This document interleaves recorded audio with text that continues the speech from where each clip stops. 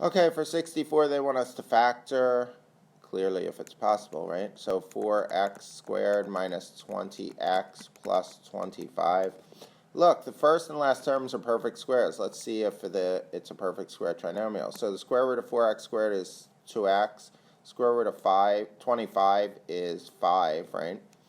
And I multiply those, 2x times 5 is 10. That is half the middle term, so we know it's a perfect square trinomial, and we're done.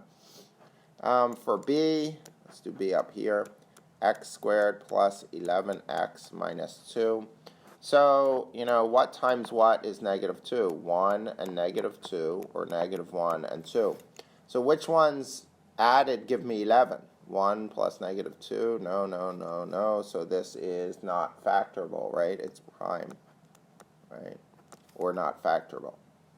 Okay, let's do C.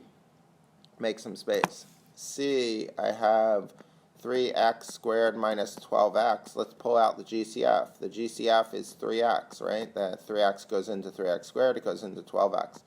And I'm left with x minus 4. And this is factored. Because, again, factored form means I'm multiplying something. So in this case, right, I'm multiplying 3x times x minus 4, right? So that's in factored form.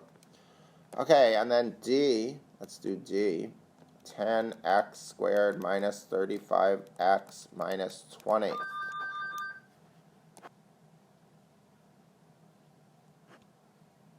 Okay, so the golden rule, right, if there's a GCF, let's factor it out. And there is, 5 goes into all these terms. So it's 5 times 2x squared minus 7x minus 4, right? Okay. So lots of ways to factor this. I find it easiest just to find the matches, right? So it's 2x squared and it's negative 4, right? So 2x squared can be x and 2x. Negative 4 could be